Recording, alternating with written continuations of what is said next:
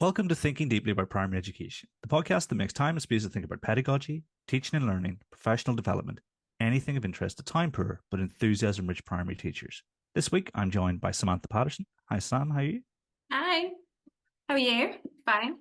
Not too bad. It's good to have you here. This is your first time on the pod, and you are a maths lead with a wealth of experience. And I think it makes sense to begin with a bit about who you are, where you're from. I've been a primary school teacher for 10 years now. Most recently a maths lead at a school in Sunderland, and I'm currently a specialist maths teacher working across four schools in East Durham, funded by Goldsmiths. Yes, so you have taken on the Your role that I role. used to do in the southeast, but you're in the northeast. You're up in Durham, Yeah. and you're working with these schools on what raising aspirations and outcomes for their pupils. Yeah, the particularly deprived schools in Durham. It's the unenviable task. Well, maybe unenviable for me because you've got to demonstrate that I'm not special. So I don't know. I've got mixed feelings about this. I'm sure you are pretty special. I don't know. But you're doing a great job so far. You kicked off in September. And so I thought it'd be really good to chat with you about maths in general, in particular maths subject leadership.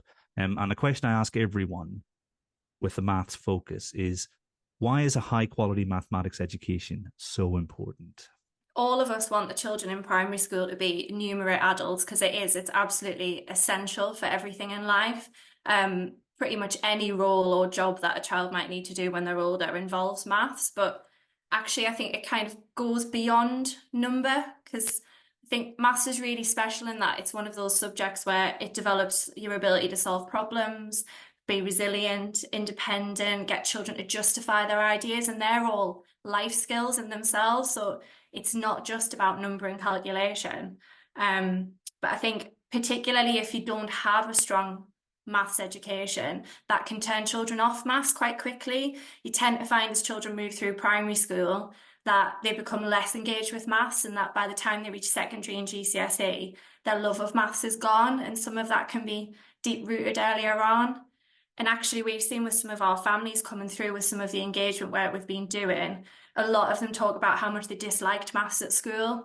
So you can kind of see how important it is to get it right quite early on. It's that age old problem where we're very happy to say that we were never any good at maths. And really, if you get it right early on, it makes a world of difference, which I think makes the work you're doing really, really important.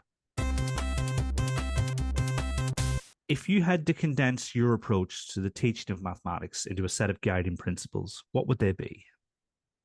Oh, it's not an easy one, is it?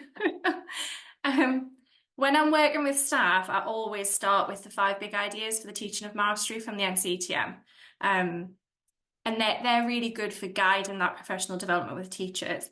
But actually, I think for me, misconceptions in maths are really important. Um, when you walk into a classroom, you really want to see that those teachers are identifying those misconceptions really quickly and really drawing them out. And actually, it doesn't need to be a bad thing. Children can be so scared of making mistakes. So actually, if you can jump on those misconceptions and almost celebrate it and work together and work through that's really, really effective. And children learn more from that than they do from lots of other things. But obviously it needs to be planned for ahead of time, and you need to be quite confident, don't you, as a teacher to be able to stop a lesson and really have a conversation about that misconception, especially if you're a teacher that doesn't feel they're good with maths to begin with. That's quite tricky. But I think ultimately you need to have those relationships with your children, don't you? Because that's not maths necessarily. But without that, you're not going to have children that are going to go, oh, I've made a mistake, I'm not sure about that. So they really need to trust you and have that relationship to begin with. I think one of the other things for me is talk. Again, not necessarily maths, but I think too often you walk into a classroom and there's some fantastic modelling going on, but the children are quite passive and they don't get the opportunity to talk through their ideas. So a maths classroom designed around talk and conversation and thinking, to me, is the best way to get those maths outcomes and a love of maths. Which it's quite hard to do, isn't it? Because you have to get the children to get a concept. You want them to get it in a certain way, So you do need to spend the time modeling, but they need to have an equal amount of time exploring. And early years does that really well. It's just as we move through primary school, quite often we can lose it. I think as well, one of the things that we do really well as teachers when we're reading, we model that process of what we're thinking as we're reading and drawing out vocabulary. But with maths, we don't do that particularly. So I think as a teacher for maths, if you can demonstrate what you're thinking as you're working through a problem, you know, that kind of thinking process of, oh, I'm finding this really hard. I don't know where to start. I might try this. I might use that model. Children learn so much from that. And they also learn that they don't need to be scared of not getting it right and not knowing where to start.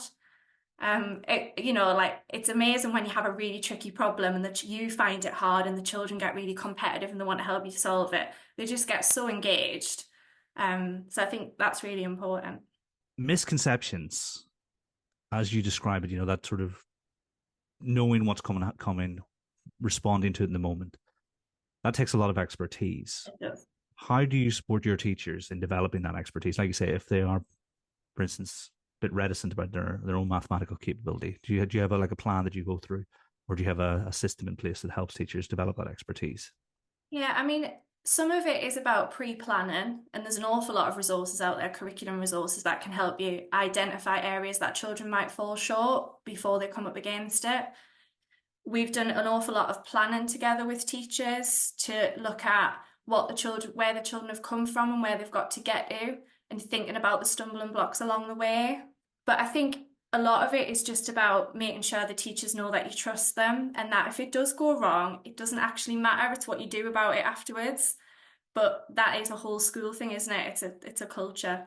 A lot of what you're saying sounds like it does come down to culture and approach. Like you said, believing in the children, believing in the staff, and almost giving them permission to try things out. Because if they do feel scared, they're not going to, are they? I mean, with talk, how do you envisage those kind of conversations going? Because I mean, when I started teaching, I tried to use a lot of talk, and I don't think that my lessons were very productive. When I did, how do you envisage those conversations being scaffolded for pupils? Yeah, I think quite often when I've delivered CPD around talk, teachers will quite often say, but the children won't talk about what we want them to talk about. They'll just talk about anything. And that's where, again, can't just be down to the maths lessons. It needs to be, as a school, we are teaching children how to work in pairs and modeling that. And it might be that initially you need a really good structure of partner one and partner two, and modeling that with a child or a member of support staff and what it looks like. It might be that you need lots of sentence stemming and vocabulary, and just lots of practice. And I think once the children realise what they're getting out of it, they do get more engaged and they enjoy it and they do stay on task. But you're right, it needs an awful lot of planning and everybody needs to be on board with it. You can't just go and say, have a conversation about this, because that doesn't work. Do you use anything like think per share or anything along those lines, or like how a handy mnemonic that people could use? Yeah, lots of schools use think, pair, share. Lots of planning for thinking time, and it's always longer than you really think. I think sometimes we ask a question and you want the pace of the lesson, don't you? So you want an immediate response. And actually children can be quite uncomfortable with that quiet time, can't they, where they need to think for themselves. Lots of use of timers to structure that for teachers as well as the children are really valuable. And lots of things like cold calling can be quite useful. Once they've had thinking time, there's that expectation then that they need to discuss it with their partner. They need to listen to the partner, not just talk, and that they will be called upon for an answer. But that you need to have children that are comfortable with that, and that takes time. I ask very similar questions when I speak to maths experts, and there's always a danger that they may give very similar answers, just by the nature of your own sort of personal bubble. But I don't think anyone's gone for misconceptions in talk, because almost I mean, in a good way, because almost you're talking about maths as learning maths is almost like a collaborative exercise, and that's what's coming through for me. I mean, is that what you set out to achieve with your schools? Is so that teachers and pupils are sort of, I don't know, collaborating, probably the best word, within that. I don't know. Yeah, I think I don't think I set out to do that from the beginning. It's been kind of incidental. But as I've spent a lot of time in lessons because we couldn't just go in and go, this is the priority. We needed to really make sure that we knew what was working in the school already and build those relationships. And all of the time that was spent in lessons, the level of talk from pupils was nowhere near really what we wanted. They just weren't discussing the ideas, and the teachers would say, well, they don't understand the concept, and I've explained it, but it's because the children weren't involved in the learning. And to be honest, as a staff, we decided that this was the approach we needed to take to get the children involved. But I think what's come out of it actually over time is that staff are talking about maths. You know, it's that incidental passing in the corridor, making a cup of coffee. They're talking to each other about maths and what went well, and oh, how did you do that? And can you show me that? So as a school, we've become more collaborative along the way. It makes sense. I mean, I noticed that too. I mean, it might just be that having an adult with that sort of oversight and always sort of pushing the maths in the right direction, I think encourages teachers to engage with it a bit more. So it's really interesting you find that as well. I mean, so if you think about your principles, and you've actually mentioned a few other aspects of high quality teaching, what would it look like if someone was doing a particularly good job of teaching mathematics, in your opinion? Yeah, I think you can feel it when you walk through a classroom. I know that's a bit of a sort of vague response, but when you walk into a maths classroom, you can feel that normal practice there is that the children discuss their ideas and that it is planned for, and that is every day.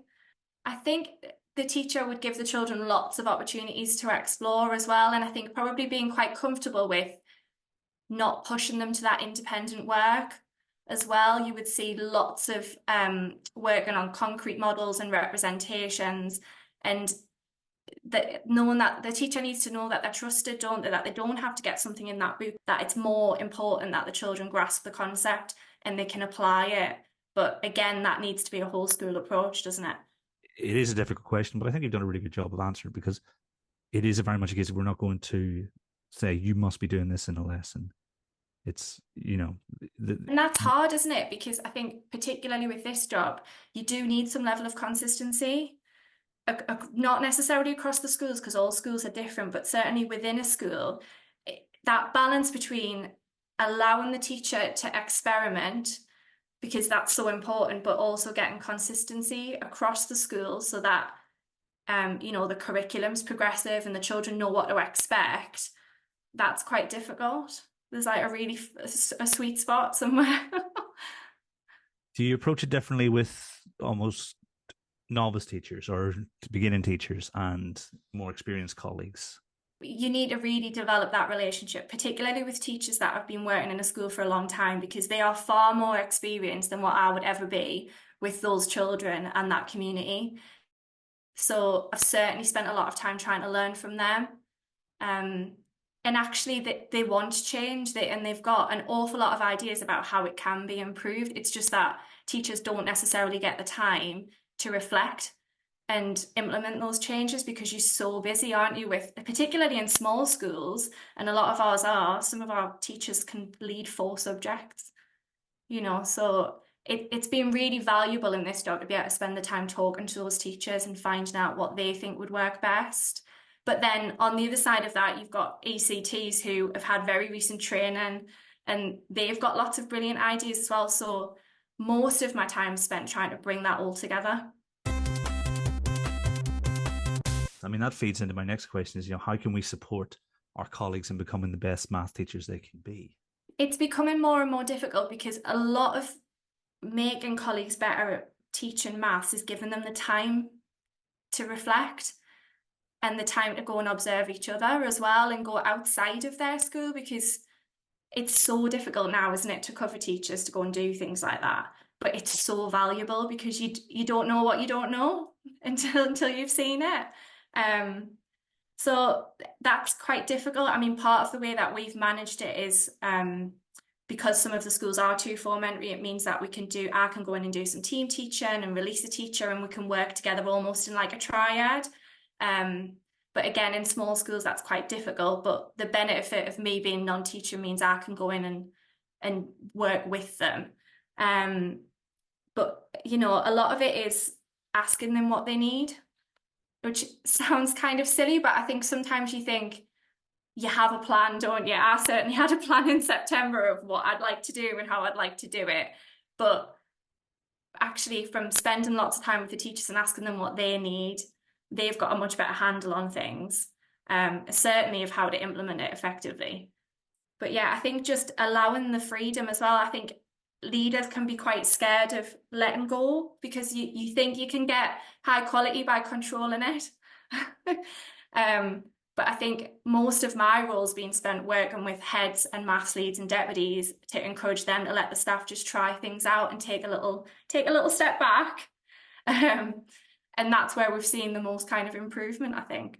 Nice. That sounds amazing. I think you're much more patient than I am, because if I had a plan, I would want that plan to be my way or the highway kind of situation. I mean, I'm not going to lie, coming to the end of the first year now is quite scary because the plans that we made haven't necessarily come to fruition, but we've achieved lots of other things. So, but that's schools. They are a sort of a lot of complicated, potentially complex systems all at play at the same time. Like you say, you know, if you've got multiple subjects that people are trying to focus their attention on, maths is just one of them.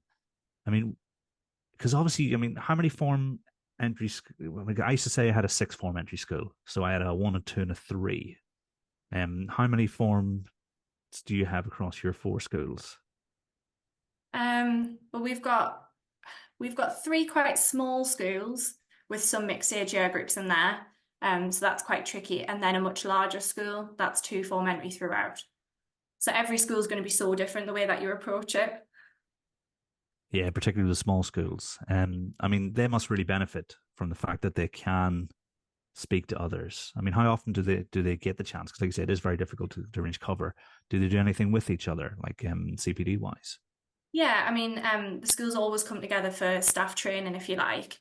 But that's something else, isn't it, that has to be thought through really well, because I think too often we find a problem and then we plan a staff meeting as a solution, but it can't be fixed, can it, with a staff meeting or a CPD session, which is where it's been quite valuable, me being able to go in and kind of, we might get together as a team or even across a couple of the schools we've been together as a staff to go, this is what we're going to work on, but then I can be working in the classroom alongside.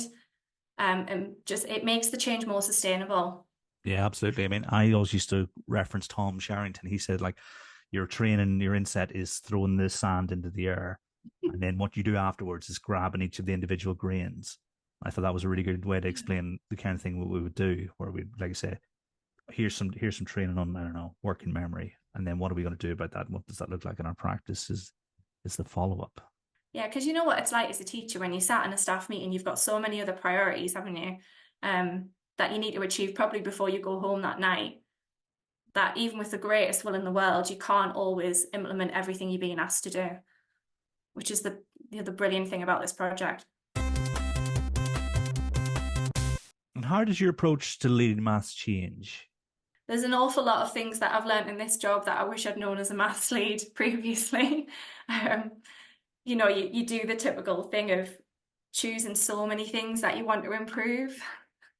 And, you know, you can't do it all. Even with me having the luxury of not being in the classroom, you still have to choose your priorities so carefully and plan for them to take much longer than what you actually think. I think I've learned that quite quickly. And I think actually I've also learned that because we've got lots of schools, my role really needs to be influencing other teachers to take on that responsibility, which again is difficult as a primary school teacher. But once I'm no longer in this role, I want to make sure that those teachers have got teams that where they can support each other and continue to implement the things that we've decided, which I probably didn't need to do as much when I was a maths lead. But I think most of all, it's been to just spend that time building the relationships, and actually, because it's not so much leading at scale, it's more leading at distance, because I'm not a teacher in those schools day in, day out. I don't know necessarily the decision-making processes that have come beforehand, um, or the impact that it might have on other areas of the curriculum, for instance. So, you need to respect that those decisions have been made for a reason, and to take the time to think what I want to do through and how it's going to work with those. Do you have a plan? Like, have you mapped out what you hope to achieve over the 4 years of the project? Do you have a 4 year Yes. plan? I have a very long 4-year plan, um, which, we wrote initially with maths leads and head teachers, and um, as part of the job, I suppose, in the summer term now is reviewing that and thinking about where we go next year. And because I've already spent a year in the school, I think it'll look very differently moving forward, because we can really narrow it down and almost think, half termly by half termly what we want to achieve as a team. Because certainly next year we've got groups of year 4 teachers working together, maths leads working together across the 4 schools. So that's going to be really interesting. Sometimes, I mean, certainly in my own career, I have written a plan and then never gone back to it. What do you do to make sure you're always checking it and always sort of using it to drive sort of your actions? Do you have a system in place, or you just always have it open on your on your main computer? Um, I mean, I try to always come back to it at a half term and almost kind of rag rate it, if you like. And the head teachers are really good at supporting me with that. And we get together and look at what we've achieved and what the impact's been. I think that's the most important thing that I try and keep at the forefront of my mind all the time. What's the impact of what we're doing, rather than, what's the kind of the day in, day out stuff. Um, but yeah, I think plans do have to change. It needs to be a working document, otherwise it's not actually worth doing, is it? No, absolutely. I mean, you've mentioned head teachers. I always go on about how it's important that the head teacher or the senior leaders have faith in your vision for the school and vice versa. You have, and so that you can drive things forward. You can make sort of meaningful improvements. What advice do you have anyone trying to get a head teacher on board and to see that your course of action is perhaps the most effective or efficient? Do you have any sort of strategies that people could use? Listen more than you talk. I think quite often you get so excited about what you want to achieve that you you don't listen as effectively as what you could. And certainly head teachers know their schools very well and their staff really well. So I think I've kind of developed a pattern of, if I'm going to implement something or I'm thinking that something's not working, trying to have a conversation about, I would like to do this. How do you think the staff will feel about this? What do you think their reaction will be? Is there anything that we need to put in place before we do this to make that a little bit easier? And the heads are very good at doing that kind of work with them before I get to the point of implementing it. So yeah, I think you just have to take your time, don't you, and be patient as well. I mean, Rome wasn't built in a day, so why should school improvement be Yeah. And any I think, different? like some of it needs to be asking for help, because sometimes, particularly in this job, you can feel like you do have to do it all, with a job title like that. You think people think that you are an expert, and actually the people in the school are the experts, because they're there with our children every day. Um, so yeah, asking for help from those heads has proved quite effective, actually. Nice, yeah, bringing them along with you and Yeah. sort of using their insights. You are an expert. I mean, I always talk about how your expertise is relative, So I think you need to give yourself the credit you deserve. And how do you maintain your professional development? Given that you're responsible for the professional development of others, and there may not be as many outlets as uh, as I don't know, might be standard. I don't know. Well, I tend to ring you usually, don't I, for a bit of professional development on a Friday. Um, but no, I've been really lucky. So I've had quite a lot of CPD from the local maths hub. And their school development lead program's been really valuable, because it's based on leading at scale and almost making yourself redundant, if you like. You've done a good job when you're no longer needed. Is the main kind of idea behind that training. So that's been really valuable. But yeah, I try to spend a lot of time reading and I'm probably a little bit more selective than what I was at the start of this job. I wanted to do training for everything and get better at everything, but I think I'm much more aware of what I actually need and the more effective CPD and kind of seeking it out. So I do make time for it, but it's just choosing the right thing.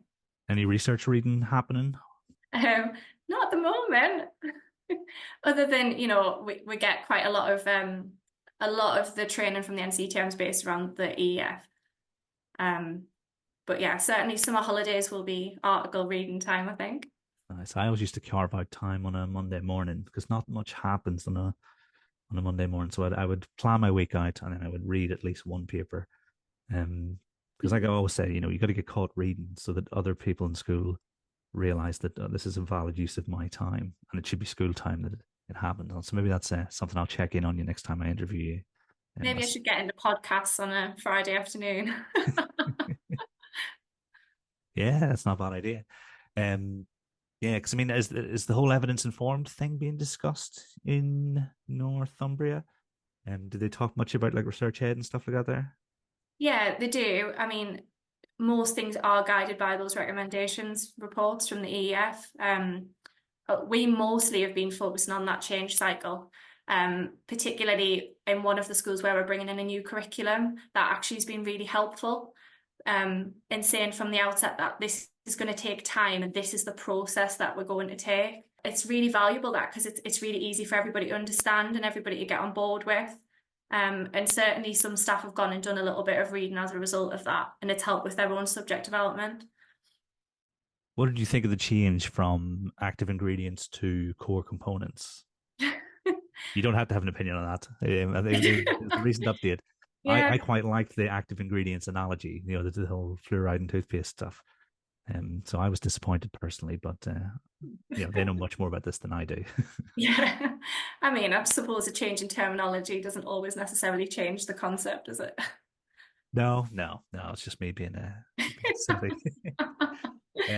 Yeah, because I went to some training or like a webinar on the new report. It was very good. It was the Stafford research school, I think, or Staffordshire. And yeah, they were talking about some of the ways that cycle have been sort of altered, Yeah. maybe rebranded, so to make it more accessible for school leaders. Yeah, it definitely seems like a really impactful way to approach school improvement. It is, yeah. I mean, on the school development course that I'm doing at the moment, they asked a room full of maths leaders and directors from the NCTM to define what they thought a change cycle would be, and actually there were an awful lot of similarities. So it is really a useful model. I mean, it's been an absolute pleasure talking to you, Sam. Is there any last bit of advice you have for maths leads or perhaps those who are leading maths across a number of schools that you think if they take one thing from this episode, it has to be this? I think from a strategic point of view, I suppose, like, really take the time to think about what is the priority, and how that's going to be achieved, and try and think certainly beyond just isolated CPD, making sure that everybody in school is on board with that priority, because that's the only way really you're going to see a huge impact. And I appreciate that can be quite difficult, but and I think just talking to your staff about maths, it doesn't need to be a huge thing. Just that kind of, you want the maths to be, it needs to be infectious, doesn't it? But yeah, I mean, it's the best subject, so everyone should be I talking mean, about not it that all we're the time. biased at all, but yeah, I'm really lucky. I've got some really enthusiastic maths leads that are like that, and the staff really go with them. Oh, fantastic. That's great to hear. Now, have you enjoyed being on the podcast? Will you come back and join us again in the future? If you'll have me, then yeah, that would be great. Thank you. Absolutely. Maybe in a chat with multiple members of the regular team. So it's maybe perhaps slightly less intimidating, or maybe more. Depends on your like. But yeah, it has been fascinating. I think those are very wise words to end on, because it can feel like we need to get everything done right now, but actually a bit of prudency and things will go much further. So all that's left to do is say thank you very much for joining me. Thank you for having me. Been lovely. And everyone at home, until next time, thanks for listening.